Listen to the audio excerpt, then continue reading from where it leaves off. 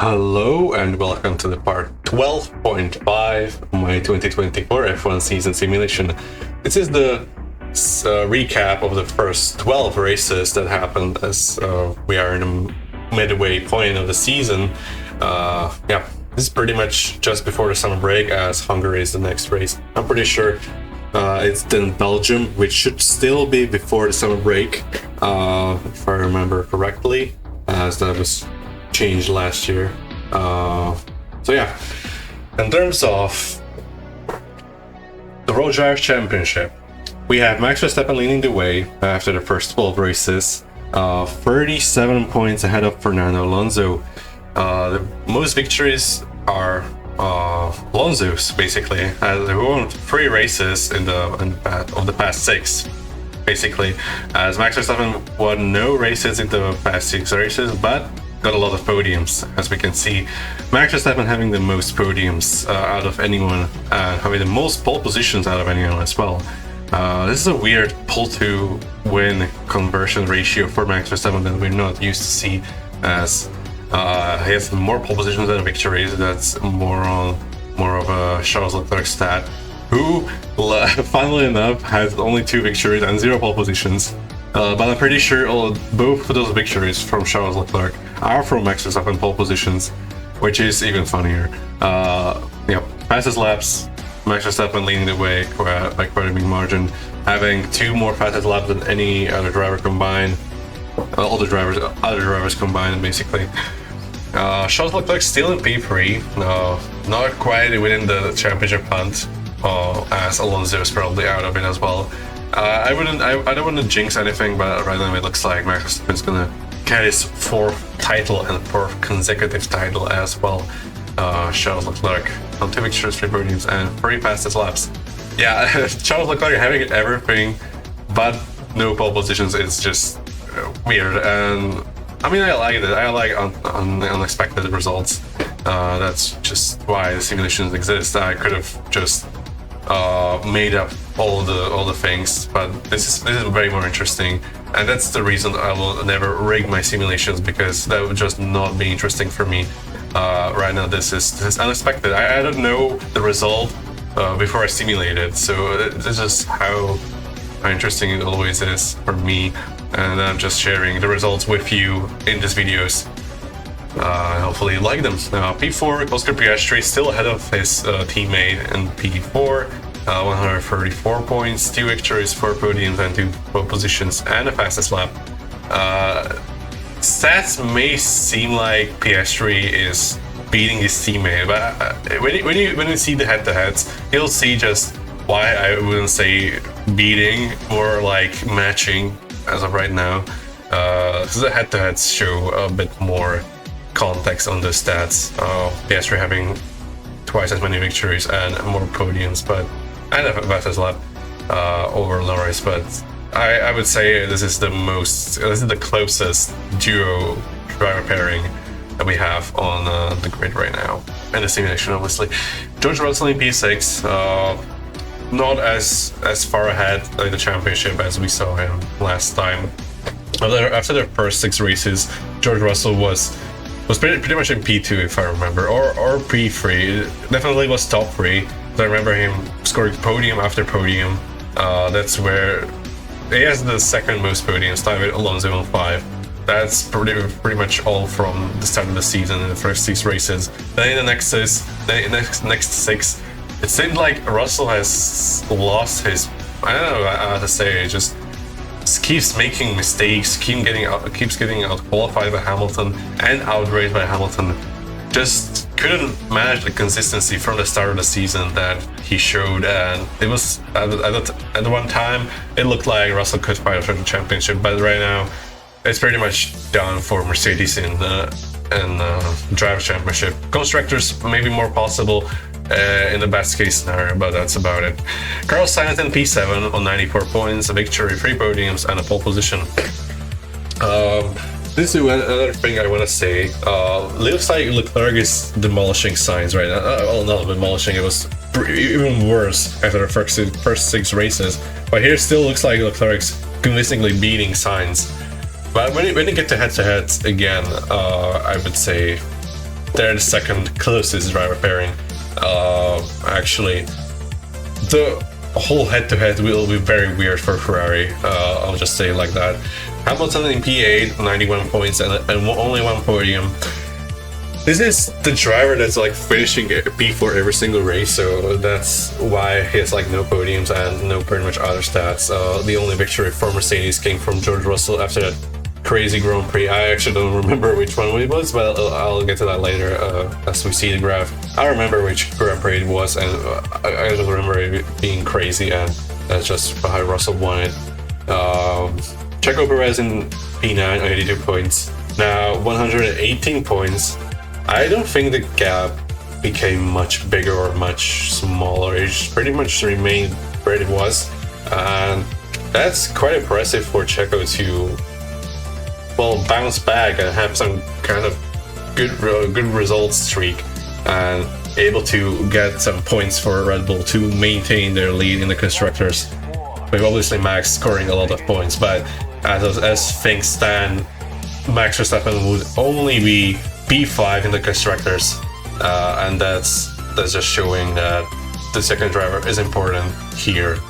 And this is what a lot of people said, that whenever Red Bull are like, a lot of teams get closer to Red Bull and Perez start dropping down in the Drivers' Championship, Max Verstappen won't be able to win the constructors on his own, and the constructors of Red Bull will be threatened. And I would say the thing is that Perez is scoring just enough points for Red Bulls to still have seemingly comfortable gap in the constructors, and we'll get to that later. And now Perez finding his form once again, finishing close to Max pretty much every single race that so far we've seen. Obviously, there's still a few mistakes, still a few Q1, Q2 exits. I think there was a Q2 exit recently for Perez, so those still happen, but it's Perez. You don't expect him to qualify top 3 and get a podium every single race anyway, even if the car was like good. I mean, last year, obviously 2023, Perez should have gotten way more podiums and way more top 3s in qualifying, but I would say he's doing much better in the simulation. Even though his points don't really show that right now, he really improved over the last 6 races, out-qualifying Max, legitimately out-qualifying Max like twice or 3 times. So we'll get to that head-to-heads later as well. Lance Stroll in P10, finally scoring some good points for Aston Martin, as they are in 4th place in constructors. I was saying that Stroll really needs to get some points on the board for the team in order for them to find the constructors. And that's exactly what Stroll did. He got 2 podiums in the last 6 races and is finally in the top 10 in the Drivers' Championship. Very good from Stroll, having 2 more podiums than last year. So, I mean, yeah, Aston Martin is probably the same, over the entire season, is probably at the same level as last year. Of the pace, of the ultimate pace of the car, as I can see it, but they're close to the Red Bull, which means that Max Verstappen is not winning every single race, which would mean only 2 podium spots are available. And Stroll having 2 podiums in the past 6 races is impressive for his caliber of a driver. We don't really expect Stroll to get podiums every single race either, so good improvement from Stroll, but still quite a way down on Alonso, almost 100 points between them. But it's more on Alonso being just godlike in the season so far, winning the most races this simulation. Yuki Tsunoda having a great season still, even though the last few races looked pretty upsetting and underwhelming for the Racing Bulls team, as they are closer to the teams behind them than the teams ahead of them. In terms of ultimate pace, with a lot of mistakes creeping in, especially from Ricciardo's side, but still alright season for Tsunoda.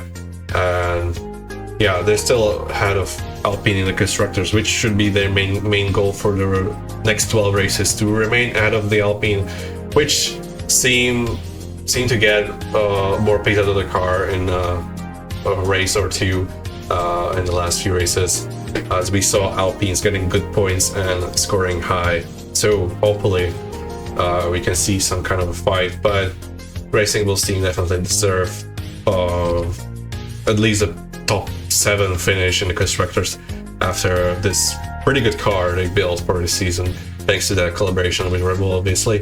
P12 for Pierre Gasly on 20 points. Finally ahead of Ocon. Even though there's 3 points between them, it's not as close in the head-to-head, and you'll see that later. I would say one driver is having the upper edge by quite a margin in this case. Albon in P13 on 19 points and a podium. I'm still impressed with Albon, even though he's been having some bad luck and some mistakes, but yeah, those come with being not being Max Verstappen. You're just a human. You obviously do mistakes once in a while. But on the other hand, we have Logan Sargent, who finally is able to score points on his own and outqualify Alex Albon on his weekend. That's literally what happened in the last race in the British Grand Prix. Sargent outqualified Alex Albon for the first time in his career in regular qualifying, and managed to get points for the team in P10 while Albon had a mechanical failure. So P14 for Esteban Ocon with 17 points. Yeah, I'll explain this Alpine situation later. It's pretty clear which driver is better. P15 for Ricciardo, very underwhelming season, having, well, quarter of Tsunoda's points, basically 20% of the team's points. I'm very underwhelmed by Ricciardo's season so far in this simulation. I really hope he would show some much more promise, especially going into his next season. I wouldn't say this is a fair rating for me, because I rated them both same. I pretty much gave them the exact same pace to Ricciardo for this simulation, as I didn't want to. There was such a small sample size for the drivers. Like after the first few races, Ricciardo was better on some tracks and Tsunoda was better on some tracks. They seemed pretty equal, apart from the last race, pretty much. So I decided that Ricciardo is gonna be more comfortable with this car, so it's probably gonna be the same as Tsunoda. But here the simulation, it looks like is not the case, and a lot of mistakes from Ricciardo. And some from Tsunoda, obviously, but Tsunoda still is a very young driver and has a lot of room to develop. Bottas in P16, he had a 1 point finish for Sauber in Imola, was very good, but that's about it. Just I'm pretty much certain that Imola was round 7, so that means in this last few 6 races, he scored all of his points in one race. It's just a Sauber thing. You get points once per season or a few times per season if your car is a bit better and the field is closer. But here the Haas and Sauber cars are very slow and quite far behind the other teams on most occasions, and it's very difficult to score points. So Bottas and Hülkenberg having 6 points. Those are way more than they should normally get. Obviously, both got points from crazier races, but still, very good drives from them, and so far good seasons from both of them, as the head-to-heads will show out later as well. Logan Sargent in P17 on 3 points, finally having 2 points finishes in season. It seems like he's improving slowly but surely, getting on Albon's level. Hopefully we can see more consistent challenge from Sargent on Albon, as they're looking to fight back in the Constructor Championship to Alpine. The gap is now, if I remember correctly, 21 points, which is not a small gap. It's actually no. It's Alpine's on 37 and Williams on 22, so it's 15 points, which is not small, especially for teams outside of the top 10. They're very dependent on the other teams ahead of them struggling in order for them to get points. But I'm pretty sure Alpine can get overtaken by Williams if the All-Stars align for Williams, obviously, and their drivers don't DNF and don't have bad fortune, as Albon had quite a few reliability issues in the last 6 races. Nico Hülkenberg, I mentioned him earlier. Haas is pathetic. It's just not a good team and not a good car. Pretty much what you expect from Haas in the championship so far. P19 for Guan Yu Zhou and B20 for Magnussen, both yet to score points. I'm afraid they would not score points anyway in the next 12 races, because you don't see the development chart, you don't see the actual gaps on paper from the cars. But what I can leak that is Haas and Sauber are so far behind the other teams that it's just ridiculous if they even score points, which happened on 2 occasions so far, if not 3. I think Hülkenberg actually scored on 2 occasions. He 1 point twice. I may be wrong, but I feel like that's the case. Anyways, as we ran now through the Roger Championship order after round 12, look at the graph how it evolved throughout the season, as we had some interesting battles, and we still have. After Miami, which was round 6, we were kind of thinking that Russell may be the only challenge to Max, maybe if he gets some good luck. Unfortunately, Imola was a non-score finish for George Russell as we headed to Monaco. I think Monaco was the good race from George Russell. He outscored Max by a margin there. It was closer to Max than it was after Miami, but next few races from Monaco, it's just flat line, just not going up. Russell's not scoring points. I think he didn't score any points in the last 3 races, or maybe actually 3. So no points for finishes for George Russell in the last 3 races is very, very bad for Mercedes, and hurting him in the driver championship as well, as he's now in P6. He was P2 just 5 races ago. But we saw Alonso climbing up all the way to P2 and very, very close to Max after Spanish Grand Prix. But unfortunately, since the Aston Martin car is just not as consistent as the Red Bull and just slower overall, Alonso couldn't really keep up with the Red Bulls, basically, with the Red Bull car, and Max Verstappen in it. Max Verstappen just destroyed that gap and just enlarged it by such a big margin, and now it's on 200 points. Alonso is like on just over 160, I think. So the gap is quite big, as the graph shows. Oscar Piastri is closer to Alonso than Alonso is to Max, which is not good. Charles Leclerc on P3. Yeah, it's pretty much what you expect. Yeah, Charles Leclerc just jumping around places. Just whenever Ferrari is good, he's climbing up the Drive Championship. Whenever he's not, he's just going down. Yeah. Oscar Piastri having a pretty good season. I would say that in the whole McLaren duo, both of them are having good seasons, even though Norris is not having as many points as Piastri. But the head-to-heads are so equal. The first 6 races, if you watch that video, you would know what I mean. Those drivers are extremely close to each other. The head-to-heads will show that. Next up is Carlos Sainz. His graph looks pretty much what you would expect behind Leclerc.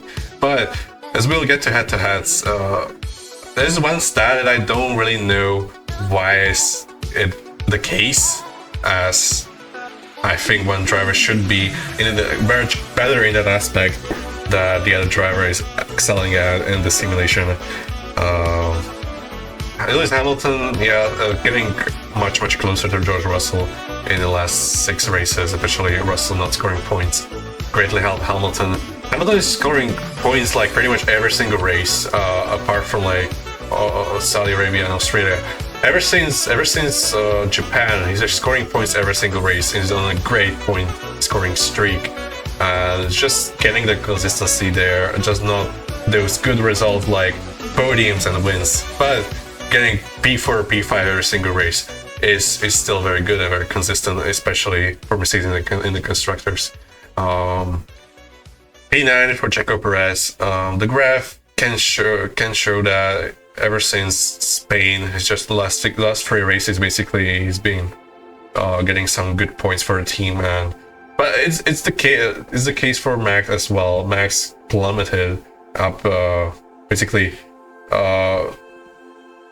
he just exploded in terms of points ahead in the championship, and we see Perez going up as well whenever Max goes up, and they may show that Red Bull is just better on some weekends, it's more dominant, and therefore Perez can score good points as well. But I would still say that in this last few races Perez was very close to Max and even beating him on some occasions, so that would earn him some respect for sure.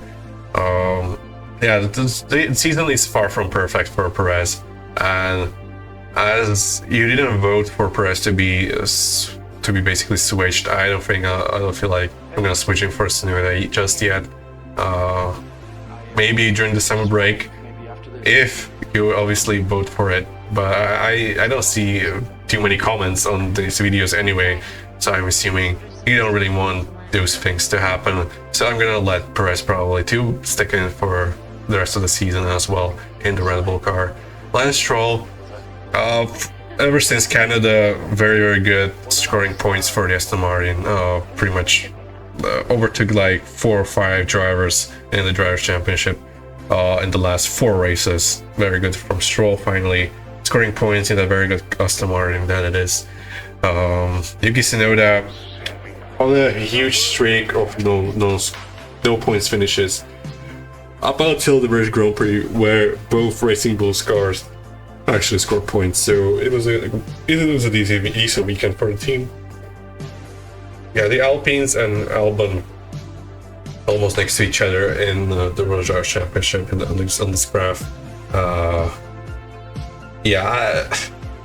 Alpines are very close to each other in points. The head-to-heads show a completely different story. There's a 3 drivers better. When we look at the Racing Bulls, yeah, the gap is probably the most worrying out of any. I would say that Perez and Stroll's resurgence in the last few races really made Ricciardo look pathetic against Tsunoda. Ricciardo really needs to get his I don't know how to say it, just really needs to do good and score points and beat Tsunoda, because this is looking very bad for Ricciardo after the first half of the season. And then the bottom 4, Bottas, Hülkenberg, Magnussen and Zhou, with the Sargent obviously between them on 3 points. Those bottom 4 teams don't really score many points, so the graph is not as interesting there. But it's important to mention them as well. Okay, let's see the constructors. Red Bull is leading the way, but not with the most wins. They have 282 points, 2 victories, 9 podiums, most podiums, tied most pole positions on 4, and the most fastest laps. With McLaren in P2, 257 points, 3 victories, 7 podiums, 4 pole positions, and a fastest lap. Red Bull is having a good season. You cannot say they're having a bad season. They're leading both championships, and even though Perez is all the way down, they're still having a lot of podiums. And even though the only 2 victories they got in the first 4 races for Max Verstappen, and pretty much that's about it. 4 victories. They're very consistent, quick pretty much every single weekend, and scoring good points minimum each weekend, which makes them the most consistent team, and it just shows on the podiums, and especially podiums where they lead the way on 9 podiums, which just shows that Red Bull may not be quickest every single weekend, but they have the smallest offset in terms of pace in terms of the entire season, as we can see teams like Mercedes being second fastest on one weekend and fighting Alpines in the other. And for example, that's the case for McLaren, Ferrari, Aston Martin as well. But we have Red Bull, the only top team ever basically consistent every single Grand Prix, but sometimes they're just more dominant than on other weekends. and yeah, Perez scoring enough points for them to be first with seemingly decent gap in the constructors. McLaren is doing well. They have the closest driver pairing on the grid right now. They're doing well with tied most victories, tied most poles, tied second for most podiums, and they have a fastest lap as well. You cannot say McLaren is having a bad season. They're, on the constructors at least, they're the closest challengers to Red Bull. They're also very consistent, especially since Lando Norris started to score points and not have that setback in the first few races where Piastri was looking like the better driver. Now it's nothing but equal. Ferrari in P3. I would say this is also a very good driver pairing, very close to each other in this simulation. They're in P3 pretty much with the same stats as McLaren, especially on wins. They have the more fastest laps, but they have less pole positions and one less podium, and 17 points behind. Yeah, it's good change every single race pretty much. Now in P4, Aston Martin. This is mostly due to Stroll finally scoring points, and Alonso is pretty much having the same season. But it's having the same season. He's just not dropping the performance and not just not being Alonso. He's being consistent. He's scoring podiums, he's getting wins. He won 3 of the last 6 races. As the Aston Martin looks like a very good team, a very good car recently. So yeah, very optimistic for Aston Martin. P5 for Mercedes. This is probably the most sad thing. I don't know how to say it. You would expect Mercedes to be much better this season than the last 2, as they're completely going away from those bad concepts, and they should focus on having a good car once again. And they have arguably the best driver pairing on the grid in terms of raw talent, which just should mean that Mercedes should be up there in the constructors, fighting for P2 minimum, but they only have 1 victory. They have 6 podiums, which is not bad. They tied for 3rd most, and they're just 3 podiums less than Red Bull. But they have no pole positions, they have no fastest lap. They're the team that is never the fastest team. They're always up there, sometimes even not up there, just not in the top 10. Sometimes the Racing Bulls cars are, for example, stronger. But they're never the strongest team. I feel like this is the one thing that's holding Mercedes back, is that their ceiling is just not as good as McLaren, Ferrari, and Aston Martin, for example. Which just means that Mercedes over the entire season probably will fall short in the constructors. In the drivers, we didn't really know what's gonna happen because we saw Russell in P2 not that long time ago, and now just Russell in P6, Hamilton in like P8. Not very good. Yeah, Racing Bulls team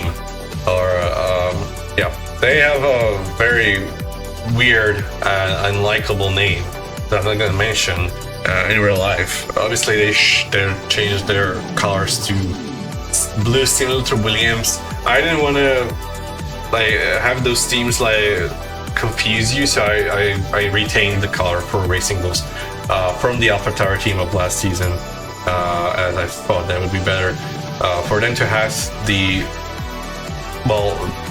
dark gray to blue shade, whatever color is. They're pretty much, you would say that the car is like black and white, but actually the black of the car was extremely dark blue. Yeah, that's that called a lot of people. Here I got them dark gray, as I didn't feel like getting them like extremely dark blue would make them too much different from Red Bull. As Red Bull don't really have the sapphire blue or whatever I gave them the simulation anymore. They're mostly just black with those red and yellow spots on their car, with the liveries in the last few years, with a lot of sponsors on the car having white font, white text. They don't have the car anymore, but yeah, I don't feel like we should remove the blue from Red Bull's like identity. I pretty much think it's still the case, and they're still having it as well. Whenever I see a graphic with Red Bull, their most common color is exactly this blue, this sapphire, darker blue. So I'm gonna keep using it. Back to the point, Racing Bulls, pretty much, yeah, 80% of the points for Ricky Tsunoda so far. They're the team that on their day can fight with the top teams, but whenever it's not their day, they're just fighting with Williamses and maybe even Saubers and Hasses whenever their car doesn't suit the circuits, which is like unfortunate, I would say, because if they would remain at their high throughout the entire season, they could be well over 100 points. I'm pretty sure. But probably not like attacking Mercedes for the constructors, because Ricciardo is just not scoring enough points. But I'm pretty sure they would have a couple of podiums, perhaps, and a very good season. Right now, it looks like they're in the territory that Alpine was last year. That up ahead fight is just away from them, and behind the teams cannot catch up. Even though Alpine is looking very good, especially recently when they ignored British Grand Prix, but I don't feel like the 23-point gap is very easy to beat for Alpine. Yeah, Alpine in P7, 37 points. Yeah, their team started off very, very slow. They looked like one of the slowest teams on the grid. Then they had a good upgrade sequences. They wrote a big upgrade package after like first 6 or 7 races. Basically, so after a recap, sometime there, they just brought a big upgrade and is actually fighting for points on a regular basis now, which is very good for the team, especially in the constructors. They jumped the 3 teams and are in P7, but the Racing Bulls team, I don't think like that the fight is on 23 points away. Yeah, Alpine may just finish in P7 unless some crazy things happen. Obviously, we saw this very second race, Albon getting a podium, getting like 18 points. The point swings for these teams are like very big. If the Alpine get a crazy race and get like a P4 and P6 finish, while Racing Bulls and Williams don't score any points, they may just leapfrog them in the Constructors' Championship just like that. Yeah, all it takes is like 1 or 2 crazy races and things can change in the Constructors for those teams in the lower end of the field. Williams in P8 on 22 points in the podium. I would say they're pretty much having this like same level of season as last year in terms of like ultimate pace. But yeah, that podium from Saudi Arabia still stands out, as that was a crazy race and Albon got a podium, so good for them. Excluding that podium, actually, they would only have 4 points, and funnily enough, 3 of them would be scored by Logan Sargent. So if Albon wouldn't score any points in Saudi Arabia where he got a podium, Sargent will actually be the lead Williams driver right now. Both scored points on 2 occasions, which probably means that actually Williams is probably a worse car than last season in terms of ultimate pace. I probably should mention that, but it's also, we have one more team that's there from the get-go as last time, last season 2023. Towards the end, we have AlphaTauri actually being really good and scoring most points from the teams in the bottom 5. So here we have more competition for Williams, which means that Williams probably not scoring as many points. But they still have not just in pace, but in the constructors as well, they have a really big gap over Sauber and Haas, which are the teams that score points only in those crazy instances where there are a lot of DNS, a lot of red flags, safety cars, and craziness like that, which helps those teams in the bottom end of the field score points, which happened, I think 3 times, as Hülkenberg scored 2 points and with 2 P10s and 1 P8 finish in Imola for Valtteri Bottas. Yeah, that was a crazy race in Imola where I think that was the time where George Russell won, and unless it was a different win, maybe it was Piastri, I actually don't remember. It was just a crazy race where Bottas got points. So yeah. Okay, let's see the graph. This is very interesting. It shows a lot of details in terms of the constructors. Look at that gap between Mercedes and why is it? I have no idea why is it called AlphaTauri. I'm very sorry. I don't know why is it called AlphaTauri. I'm pretty sure I changed it. Never mind. It's the Racing Bulls team. A lot of people are going to call it AlphaTauri anyway, so it doesn't really matter if I change it to this graphic. Well, we'll change it for the next recap. Anyway, back to the point. The constructors looks very close still. I would say all 5 teams are up on the top and still get the constructors championship. Realistically, some have more chance than the others.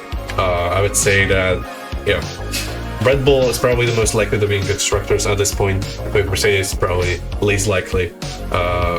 And yeah, other 5 teams and the bottom end just don't have any chance of winning constructors at this point. Yeah, Racing Bulls team is I don't know, even though Alpine caught up by quite a bit in the last 6 races, still it's still a big gap. Racing Bulls team seems to get some points finally in Great Britain, which they could but be back to their point scoring days from the earlier part of the season. Into the constructors for the upper end, we had Aston Martin being quite a bit behind, but then in Canada, and ever since Canada, they just they became like a very good point scoring team, winning 3 races, getting a lot of podiums, and now it's P4. And in the fight for constructors, perhaps if they can keep it up and potentially have the other teams have some unfortunate bad luck, some things that simulation can usually bring. We are just 12 races in. This is basically the half point of the season, and look at how it changed over the entire season. Aston Martin started 3rd, then got 5th, they got 4th, then they fell off from Mercedes by such a big margin, and now they're ahead. Look at that gap after Monaco between Mercedes and Aston Martin, and now in Great Britain, 5 races later, they're ahead of Mercedes. So constructors can change. They definitely can change. I don't know about the drivers. I don't know if anyone can challenge Max at this point. He has a pretty comfortable gap at the top of the championship. But here, I would say Red Bull has it all easy said and done, that they're just gonna win the constructors easily. I'm pretty sure that they need to maintain basically the form from the last 4 races, where Perez was actually doing good, scoring points. That's where they could move away from Mercedes, but the other teams caught up for quite a bit. And now McLaren the closest challenger to Red Bull, which is interesting. So we have McLaren after Imola, for example, quite far away from Red Bull. Actually, McLaren was very close after Monaco. I think the Piastri won Monaco, if I remember correctly. So that's why McLaren was so close. Then they maintained it to Canada, and pretty much ever since then they're just on that 30-point gap to Red Bull. Pretty much ever since. Ferrari was having a very good start of the season. Middle of the season wasn't as good, where they just lost their touch to Mercedes and Red Bull. And Mercedes fell down, which means Ferrari is back into P3 at least. Very close with McLaren and Aston Martin. I know that's far behind Red Bull. If Ferrari can get a good sequence of races where they score a lot of points, they could perhaps see Ferrari back into fight. Aston Martin mentioned them. Yep, Mercedes, the team that looked like the only challengers to Red Bull after races like Miami. But I don't know what happened. Spain, Australia, Great Britain, a horrible sequence of races for the Mercedes team, which means they're only fifth in the constructors by now. Most of that is probably on George Russell, who didn't score any points in the last 3 races. But we cannot say that them being P5 in the constructors is Russell's fault, as Russell is still ahead in the championship, scoring most podiums for Mercedes in this simulation. Racing Bulls mentioned them, Alpine mentioned them, Williams, yeah, the most points coming from Saudi Arabia, as it's very difficult to see those P10 finishes in the graph. The most recent is in Great Britain, British Grand Prix, the UK. Yeah, the graph barely moves, the line barely moves, but yeah, that's the point finish for Williams. And Sauber and Haas, yeah, I can say much. The only change being Imola with the Bottas P8 finish, which moved them ahead of Haas in the constructors. Yep. Okay, Type Party head-to-heads, I think, which changed. Didn't change as much as I would expect from the first 6 races, but changed significantly enough for us to see some differences. Let's start with qualifying in terms of Red Bull.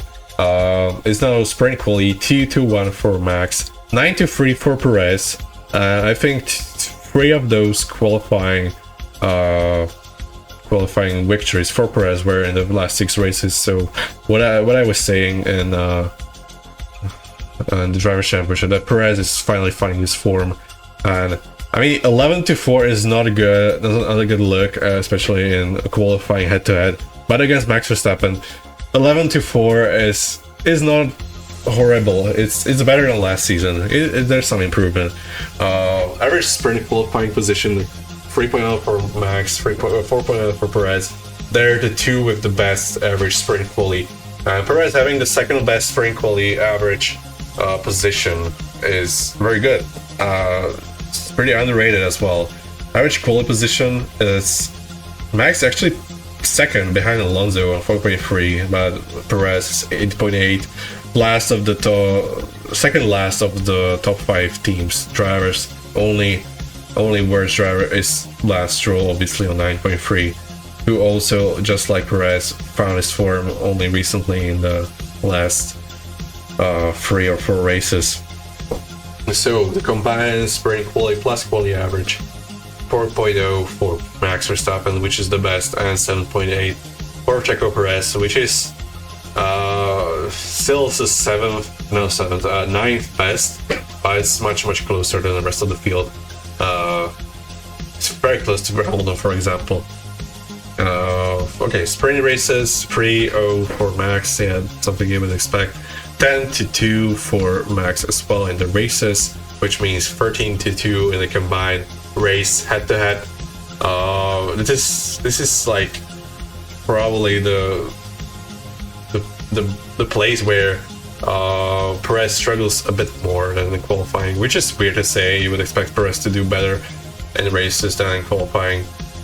But I would also say that Max is a better racing driver than a qualifier, in my opinion at least. Average sprint race finish 1.3 for Max is just ridiculous. He's very much won 2 sprint races and finished finished P2 in the other one. So 1.3 average is ridiculous considering this season. 4.7 for Perez is his 3rd best, only behind Max and Leclerc, which is not bad at all. 4.7 is, again, it's Red Bull is not as dominant as last season by any stretch. So maybe having 4.7 average would be good if it was in the average race finish as well, but it's not. 3.8 for Max, which is the best, 8.2 for Checo, which is marginally beating Stroll. It's actually very close to Tsunoda, which is worrying, as Tsunoda is still having such a great average race finish.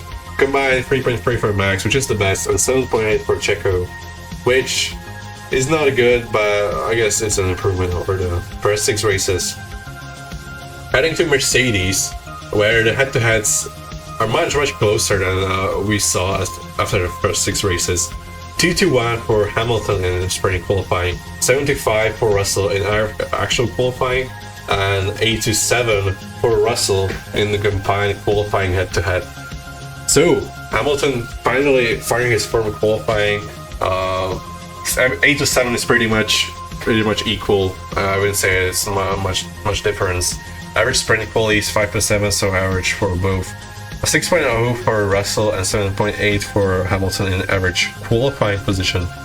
That's a bigger gap, but something that is like 2 positions away. Still like not some extremely big gap that we can see in other driver pairings. Yeah, I would say this is a much closer head-to-head than we saw after the first 6 races. Combined 5.8 for Russell and 7.8 for Hamilton. Yeah, Russell, despite having pretty bad last few races, still carried by the start of the season where he was just getting top 3s and getting podiums almost every race. So head-to-head in the races, 2-1 for Russell, 6-6 in the races it's themselves, so 8-7 in the combined sprint race plus race head-to-head. Yeah, equal is here as well. Pretty much the only outlier being the average. The average of the averages are pretty much similar as well. Like 0.7 difference in the averages is not that big of a deal. They're very close driver pairing actually. I would say closer than Ferrari, but yeah, it's difficult to say. You'll see that later about Ferrari, what I'll try to explain. Yep, average sprint race plus race average 5.8 for Russell, 6.6 for Hamilton. Yeah, they're pretty much in the area of McLaren's and Ferraris and Alonso. With Alonso being a bit ahead. When we get to speaking of Aston Martin, get to Alonso, 3-0 for sprint quali, 11-1 in regular qualifying, 14-1 in sprint quali plus quali head to head. Yeah, this is the one-sided affair. Just Stroll, even though he's improved, still not capable of beating Alonso more often. Average sprint quali average 8.3 for Alonso, which is not good. But 14.7 for Stroll is horrible. Even Hülkenberg has a better qualifying average in sprint races than Lance Stroll, and that's saying something. I don't know if it's saying more on Hülkenberg or Stroll in this case. Average qualifying position, 4.2 for Alonso, which is the best. It's actually Alonso is having the best qualifying average out of any driver this season. We have 9.3 for Stroll, which is the 10th best as far as I'm aware. Yeah, 10th best, a bit behind Perez, for example, but quite far behind the rest of the field.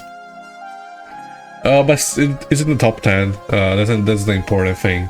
As long as Stroll is up there sometime, not sometimes, he needs to be up there most of the time. Pretty much he needs to maintain the last few races form that he was able to get. Because in the first 9 races, he was pretty much crashing out every single race at least once during the weekend.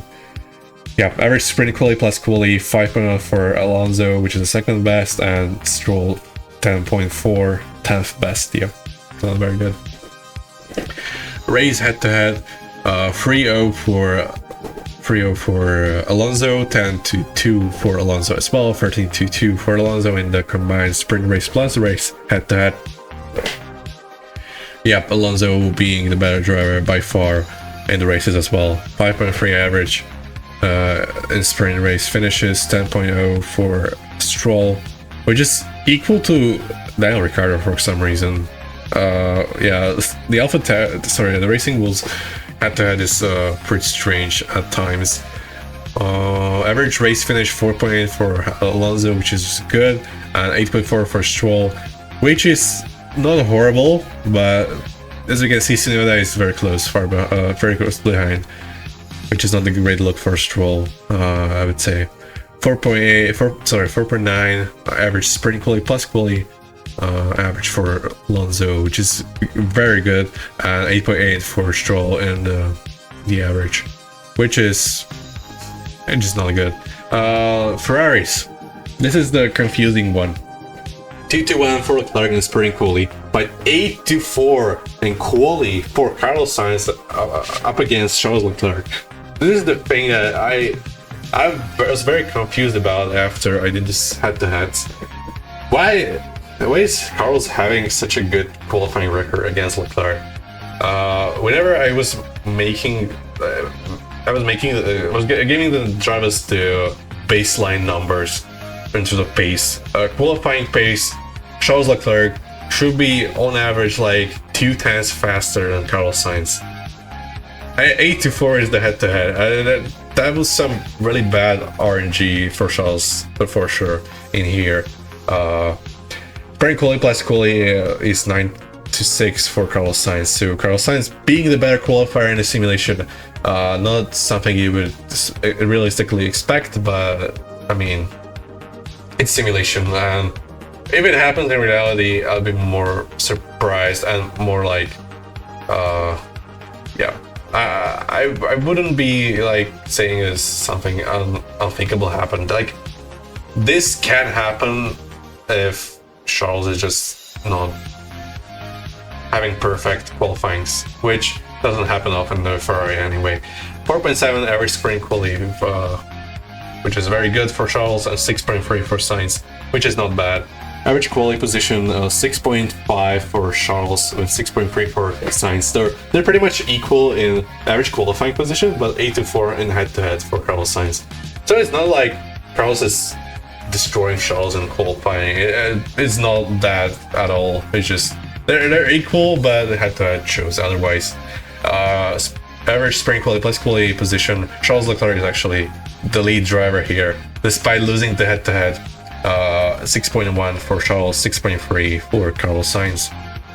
The races, 3-0 for sprint races in terms of Charles, 6-6, so equal for race head-to-head, and 9-6 in the combined sprint race plus race head-to-head for Charles Leclerc. Yeah, the sprint races are really carrying Charles here. 4.0 average sprint race finish, which is the second best, but quite far behind the Verstappen's, for example. 7.7 for Sainz, which is not that good, honestly. Both McLaren's, both Mercedes have better average. Obviously, Alonso and even Perez having a much better average sprint race finish. Yeah, Sainz running the sprint races. Average race finish is very equal for Ferraris, but Charles Leclerc once again on top. 5.3 for Charles, 5.8 for Carlos Sainz.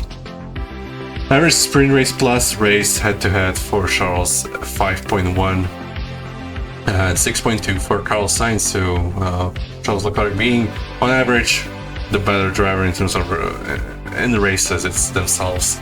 So weird, like Charles is having a bigger gap to Sainz in the races than in qualifying, which is like weird.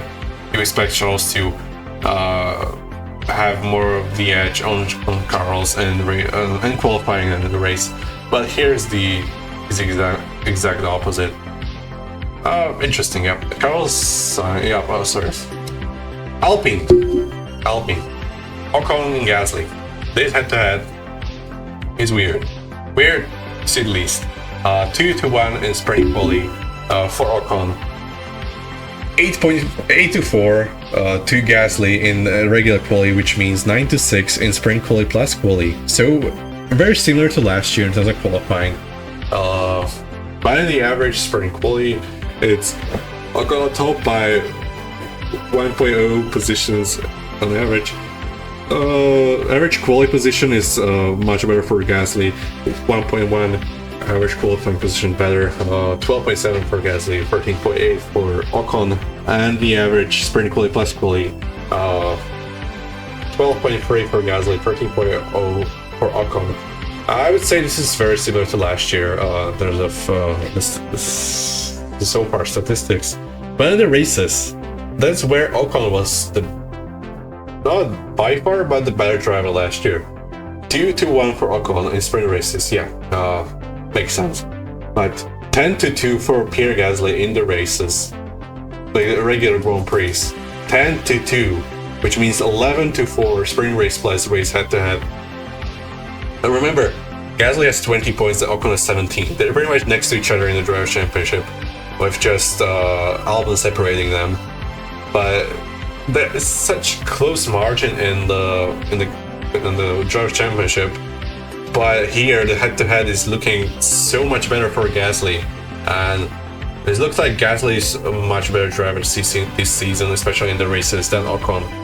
Even though they have pretty much the exact same statistics in terms of pace they gave them, but Gasly is here just unreal. 11.0 average sprint race finish to Ocon's 9.7 is not good, but 10.0.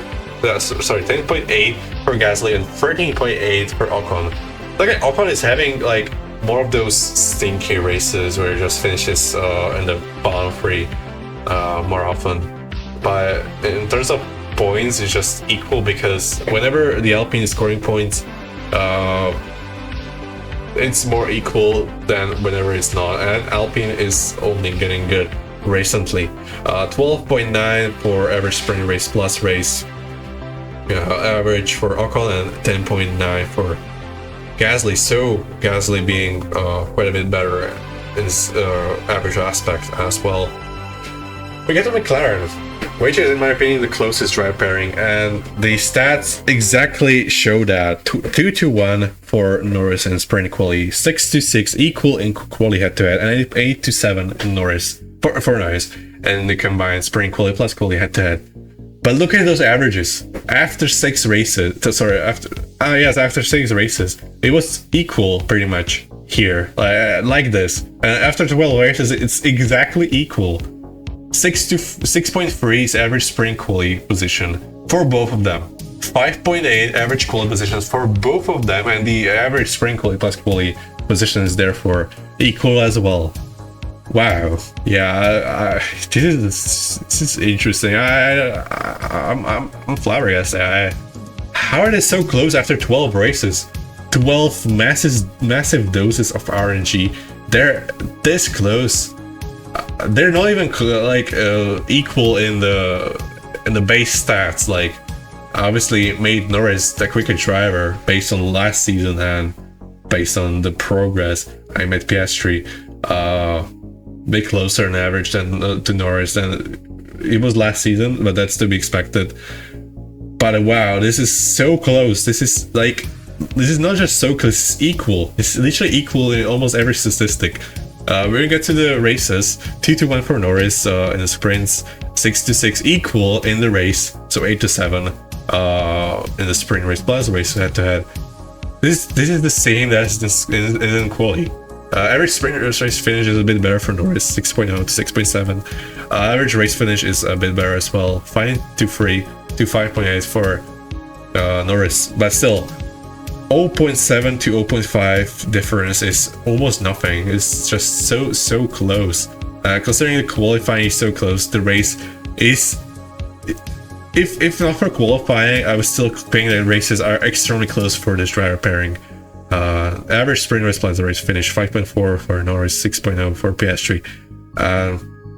When you look at the graph in terms of evolving Drivers' Championship, you would say that Piastri is having a better season, but as stats show, it's actually Norris who's such a small margin, marginally better than Piastri. And this is what I'm talking about. Like this Drivers' Championship, the Constructors' Championship. Only the Drivers' Championship. It's just not as telling of how the seasons are actually happening. What's happening in them? Because this driver pairing is extremely close. I don't know how to explain this. Like, oh my god, it's so close. Let's get to Haas's. 3-0 for Hülkenberg in sprint races, 10-2 for quali, and 13-2 for combined sprint quali plus quali. Head to head, 13-2. Hulkenberg having a much better season compared to Magnussen. It's pretty much what we saw last season, but even more enhanced. Hulkenberg is beating Magnussen even more convincingly in terms of head-to-heads, especially in qualifying. Sprint average qualifying 14.0 for Hulkenberg, 18.3 for Magnussen. Qualifying 14.1 for Hulkenberg and 17.3 for Magnussen. And the average sprint quali plus quali position is 14.1 for Hulkenberg and 17.5 for Magnussen. And Magnussen's numbers are pretty much the worst out of any driver, with Hulkenberg's at times being close to drivers like Stroll, as we see sprint quali position on average. Hulkenberg is actually better than the likes of Stroll, and it's relatively close to the Racing Bulls, for example, like 2 positions off on average. Is not bad at all. Maybe get to races. 2-1 for Hulkenberg in the sprint races, 8-3 for the races, so Magnussen doing better in the races, just like last year, honestly. And 10-4 for combined sprint race plus race head-to-head. Yeah, wow. Hulkenberg is beating Magnussen here convincingly as well. He was last year, to be fair, but not as convincingly as here. Basically, both stats improve so much for Hulkenberg. Basically, Hulkenberg is beating Magnussen in both ways much better than last year. 14.7 average sprint race finish, 17.0 for Magnussen, 14.8 for average race finish for Hulkenberg, and 16.1 for Magnussen. So only 1.3 average position difference in the races.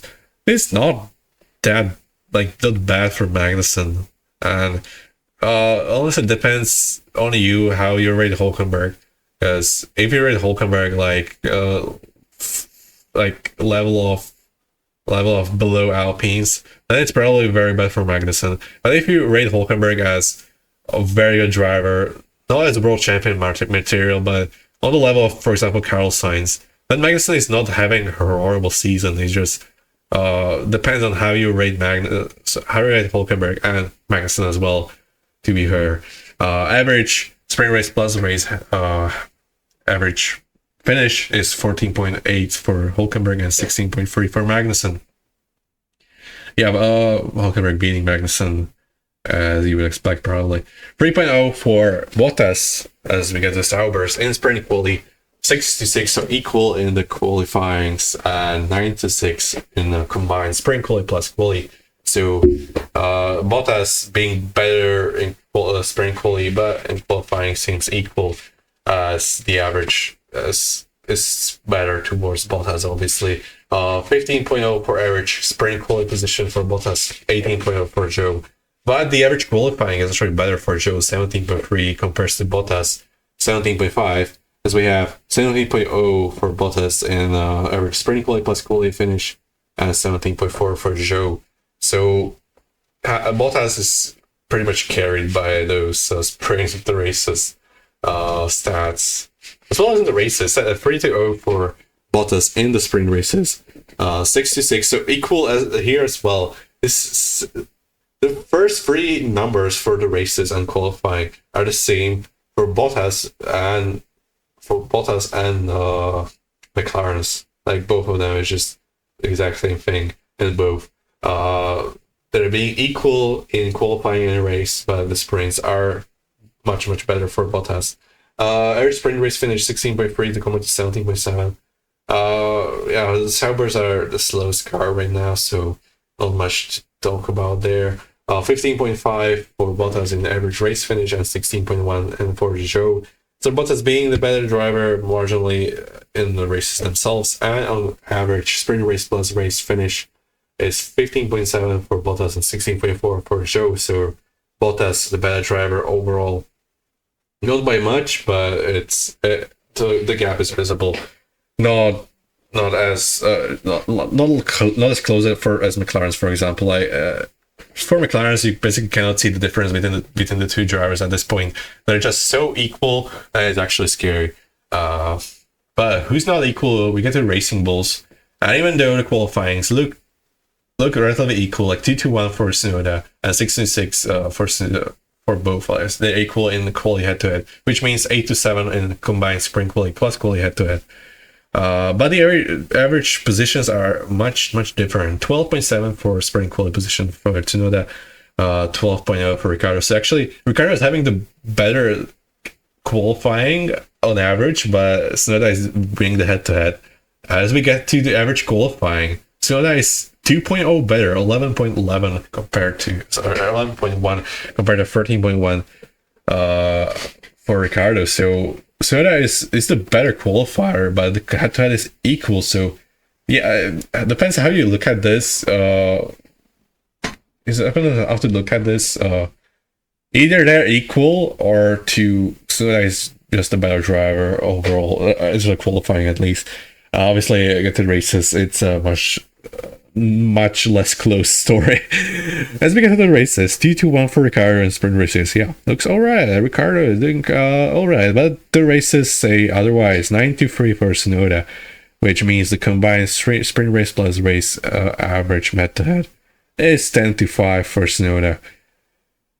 Ricciardo, not good, not doing good, not maintaining his form from Mexico last year into this season. Just you would expect Ricciardo to show up any moment just to start delivering, but he's just not at this point. I don't even believe RNG can save Ricciardo at this point. Seems like if this was the case, probably the last season for Ricciardo in Formula One. Well, obviously, we could see reality completely different, and Ricciardo could destroy Tsunoda. I'm not ruling that out either. I just don't think that will happen. 13.3 average sprint race finish for Tsunoda, and 10.0 for Ricciardo. So Ricciardo really being the better driver in the sprints, but in the races, it's a completely different story. 8.9 for Tsunoda, 11.1 for Ricciardo. Just weird. Like if the races and sprint races switched, Ricciardo would be the better driver, but here is the opposite. Basically, Tsunoda getting the most points on Sundays and delivering 80 points, 80% of the team points this season. Therefore, 9.8 average sprint race plus race finish and 10.8 for Ricciardo. So only 1.0 difference, which is like not tragic, but it's just more carried from Ricciardo doing well in the sprint races, which are less important in the races. And if you do well in the sprint races and do horrible in the races themselves, that's just how standings will look like. Even though the average head, like the head-to-heads are alright when you combine them, and average finishes are alright as well if you combine them. But the Drive Championship is just horrible look for Ricciardo, like 12 points compared to Tsunoda, that's 48. Not good for Ricciardo. Williams, 2-1 for Albon in the sprint quality, 11-1 thanks to Sargent out-qualifying Albon by 0.000 seconds in Great Britain. 11-1 for Albon there. 13.2 with average.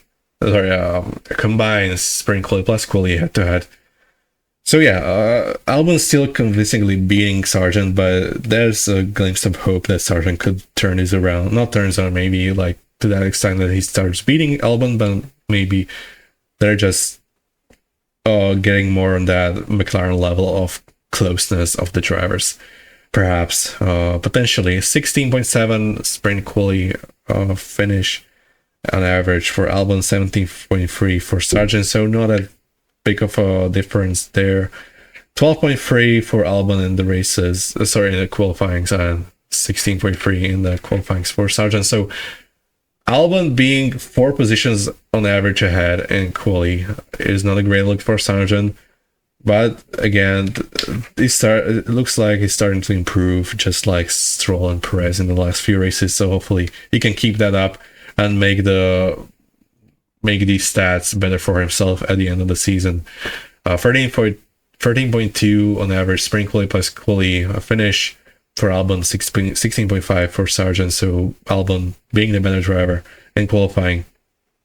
In the races, it's pretty much the same story. 30-0 for sprint races for Albon, 7-5, which is actually pretty close for the race head-to-heads, but that's mostly due to Albon's I think there are already 3 mechanical DNFs for Albon this season. So the head-to-head for races is a bit misleading. 7.5 for 7-5 for Albon, and then 10-5 for the combined sprint race plus race head-to-head. So yeah, Sargent not being horrible, but not being good either. Sprint race average finish 16.0 for Albon, 18.0 for Sargent, so a bigger gap than the qualifying, and 12.4 for Albon, and average race finish, and 14.7 for Sargent. So the gap is still there. It's just Sargent really needs to improve even more to make him being in the seat actually like profitable, or actually I have to say beneficial for Williams. Basically, giving them a reason to maintain him into another season, perhaps a third season in Formula One for Sargent. We'll never know. I'm super excited for this season, as most of you are probably as well. I'm very excited to see how the drivers will do up against each other in this new season.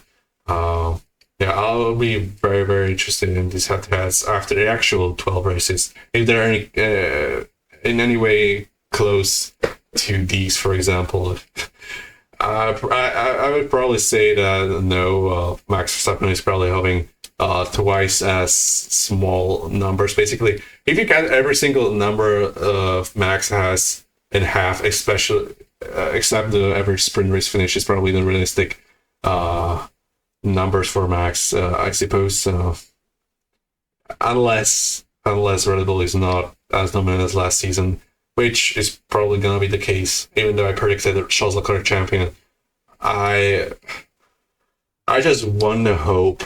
Even though my brain says that Max is gonna dominate again, my heart wants some good racing and some good battles and the championship fight. Finally, back to Williams. I think I didn't cover the average sprint race finish 16.0 to 18.0 for Albon, 12.4 to 14.7 average race finish, and the average sprint race plus race finish combines 13.2 for Albon and 15.3 for Sargent, so 2.1 difference on average. Yeah, interesting. 12 races in, and these look very interesting to say the least. I'm very excited to do this again after round 18, which I don't remember which race that is. Maybe like Japan, no, not Japan, the race before Austin, because I think Austin is around 19. So maybe Mexico, unless Mexico is after Austin, but those two races like are always next to each other. I just don't really know which one is first, which one is like, no, I don't know. Maybe round 18 is completely different circuit. I don't know. Yeah. Well, this is the end of this video, I think. So yeah, it was a long one. My throat is burning. I'm still a bit sick, I think, and I am not really feeling well physically. So apologies if my brain is a bit lagging at points. It just, I really want to pre-record 2 videos today, so you can have a video today, which is I'm recording this one, and tomorrow, and that way AJX can have time to get his voiceover down for Tuesday. Again, AJX is doing a voiceover for Tuesday's Hungarian Grand Prix, hopefully. So make sure to check that one out. Again, if you enjoyed this video, make sure to subscribe, like the video, and comment down below what you like on my content and what you want me to do next. Yeah, until next time, see you everyone. Bye.